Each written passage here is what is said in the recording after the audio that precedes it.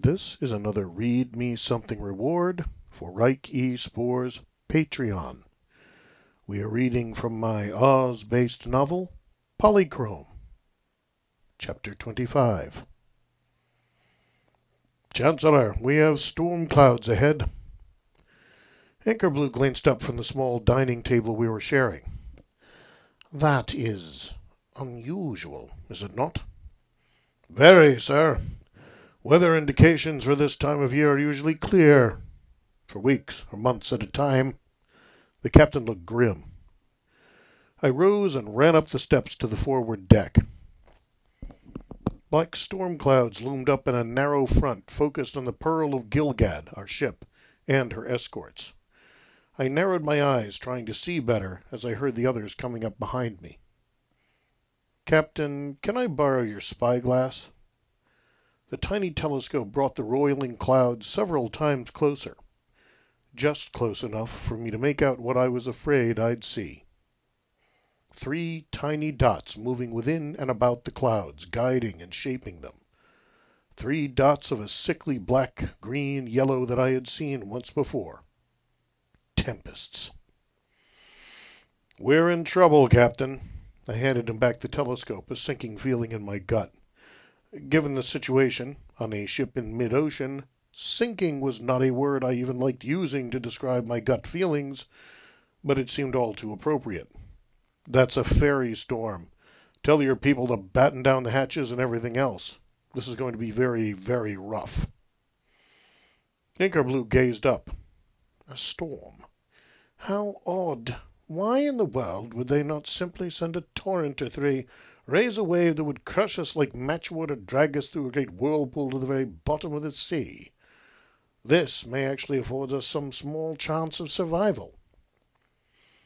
I watched as the storm moved rapidly closer, thinking. My guess? These waters are probably the territory of the sea fairies, and King Ugu isn't ready to piss them off by trying to send his own emissaries straight through their own country.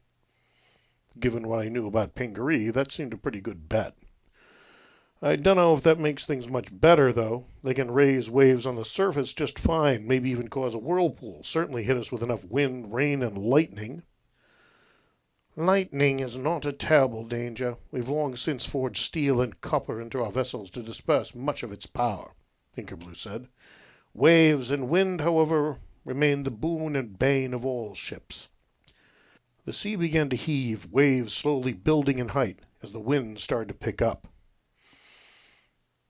Chancellor, you'd better get below. I don't know if there's anything I can do, but I doubt there's anything you can, and neither I nor the captain need to be worrying about you while we try to survive this.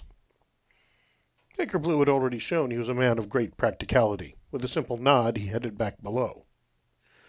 I took one of the lines available and bound myself to the forward observation post. I had no intention of being stupidly swept overboard. The armor of the Rainbow Kingdom, fortunately, was ludicrously light. I suspected it was actually lighter than water by a good amount, and would probably help rather than hinder me if I ended up in the drink. But I sure wouldn't be able to swim the rest of the way to Pingaree. We were about halfway to our destination, which made sense. If Ugu and Amanita wanted to stop us, do it at the point farthest from any possible help. It bothered me they'd caught on this fast. I'd hoped the distraction of the border of the Gnome King's lands would actually lead them to look at Calico's domains first. But it seemed that hadn't worked out too well. Now I could make out the tempest without the spyglass, swirling dots the color of twisters and destruction. Damn, they're nothing but pure magic bound up in a tiny bit of matter. If I could reach them, it'd probably pop like evil little balloons, but there's no way I can think of to manage it. Despite a couple of cheap comic book imitations I've done, I can't pull off flight, or even leaping over tall buildings. Maybe a medium-sized building if I'm in a really high magic area, but this ship is mostly mundane. I'm not feeling much resilience from the deck. The Pearl of Gilgad heaved up as a 25-foot crest hit the 150-foot vessel, and I wavered in my balance. The ship and its escorts I saw were turning into the wind, not letting the waves hit them broadside. They slid up and down smoothly, and it was clear they would take vastly larger waves to threaten them. I saw the tempest spiral downward. They've reached the same conclusion. The rain was now sheeting down, and a spark of lightning split the sky with an echoing blast, but the ships sailed on. They need to amp up the storm quite a bit, and they can't do that way up there. I frowned. The rain was making it harder to see. A lot harder now as it pounded down, mixed with hail, the wind screaming through the rigging, waves reaching crests of nearly 50 or 60 feet.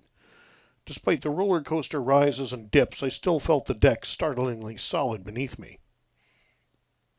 They build good ships, Gilgad does. Then I felt it, a slight roll.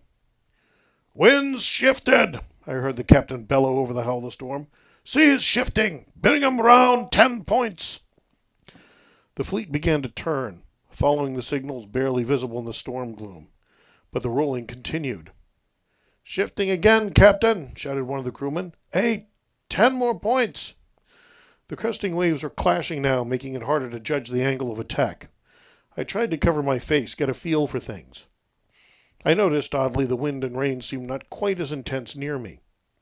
Of course. The tempests are driving this as hard as they can. Their magic drops off near me. Has to. But then, feeling how the wind was shifting, I realized I had something a lot more important to worry about. "Captain!" I called, but by now the screaming wind was whipping. But then, feeling how the wind was shifting, I realized I had something a lot more important to worry about. "Captain!" I called, but by now the screaming wind was ripping away any sound. I grabbed a nearby deck pin and pulled it up, waving it back and forth to get his attention as the rolling increased. "Damn it, look at me!" The glittering of my armor moving apparently caught his eye at last. He made his way over with careful steps. "What is it, Lord Medon?" he shouted. "Whirlwind, Captain! They're making a tornado!" He cursed. "Of course. That's why the wind keeps shifting, but not a tornado, boy. They'd have to do that personal-like. They're making a whirlpool, turning the winds, turning the sea." Now I could see its shadowy movement around us, cresting waves higher in a sinister circle, flattening inward, turning. Oh, crap, now what? To my surprise, the captain grinned, a savage smile that would look right at home on Nimbus. "Now what? Now I sail right out of their trap, Lord Medon. Use the speed of the currents and the winds to whip us up and over. Thanks to you, we seen it in time." He raised his arm and signaled his crew, who set up lights and flags. The ships turned, then turned again, sails belling out in the storm, and I felt the Pearl of Gilgad lunge forward as it caught the power of the storm. It slid down the forming curve of flowing might that was the developing maelstrom, gathering speed, accelerating at a tremendous rate, turning again with the whirling wind. The masts creaked, inaudible but something I could feel through the deck, bending with the centripetal force, like a car careening around a too-tight curve. Before us loomed a clashing barrier of black-green waves, nearly invisible against the green-black sky. "Hold on!" The Pearl hit the waves with a shock that stretched my mooring lines almost to the breaking point, forced me to catch the captain as he fell. The ship was momentarily in free fall, literally having jumped the crest, then it came down with a mighty splash, running before the wind. "Ha!" the captain said, still grinning. "Let 'em try that trick again. We'll head right back out. See, my lord, all the fleet's still with us." I looked up. 3 miniature storm clouds were descending, trailing more storm behind them. I think they realized that wasn't working. The captain followed my gaze. "Blast! Now you'll have your water spout, Lord Eric, and I'm not sure we have anything for that." The wind was now whirling tighter, the storm contracting more and more intensely upon the Pearl of Gilgad. It was clear that this was their target. The sails guttered, flapped, and the ship stalled. I saw the banners hang limp, then lift, starting to point up. Spray whipped around the ship, rising higher, more intensely. A funnel cloud was forming above, following the descending tempests, narrowing, dropping towards us as the spray rose to meet it. Captain gaped as I suddenly released the ropes holding me. "Water! Tie yourself down, Captain," I said. "And if this doesn't work, well, you may still get out of this alive." I threw myself into the rigging and began climbing as fast as I could, trying to ignore the swaying of the ship and the increasingly distant deck. "Got get as high as I can. The tempests were getting closer, much closer now.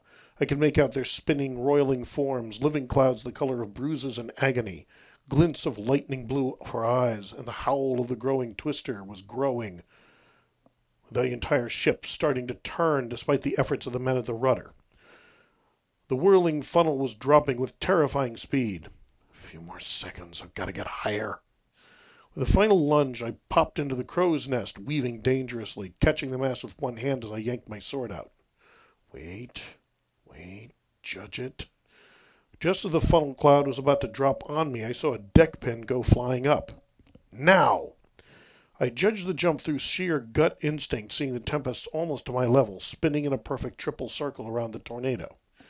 I hit the updraft and was carried up, moving outward with the whirling wind, sword extended.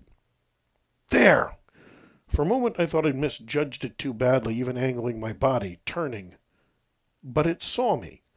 I don't know if it recognized me and thought it could finish the job on its own, or just thought it had found a new and temporary plaything. For whatever reason, the tempest slowed, turned, and our courses were bent together.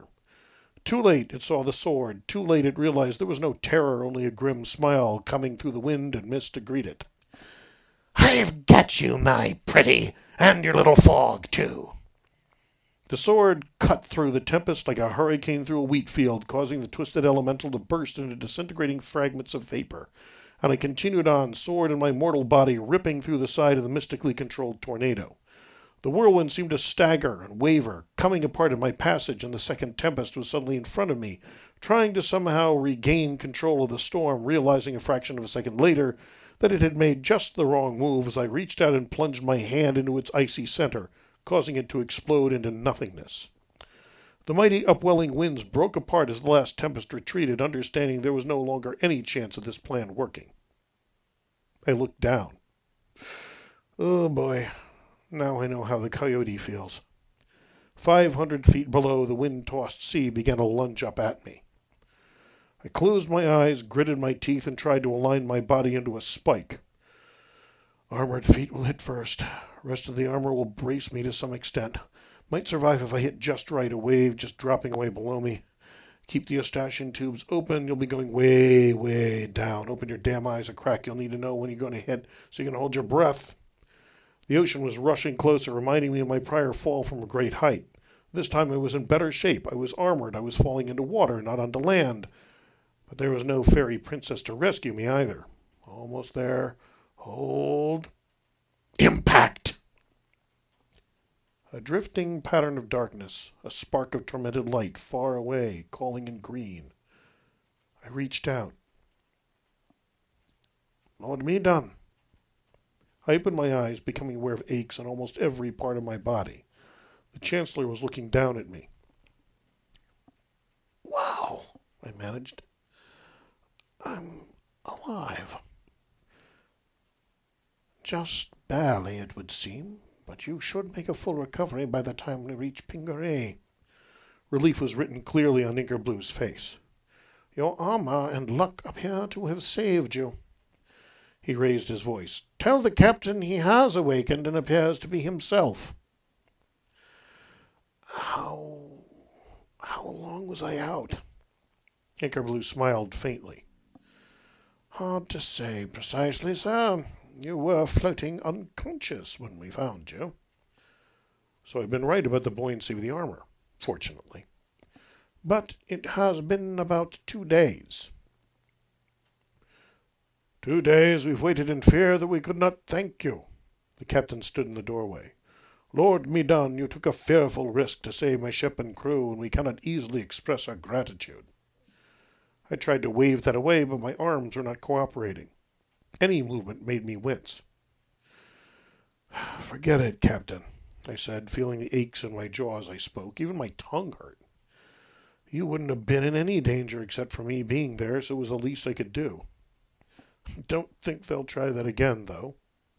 I had hoped not, but what a song this adventure will make.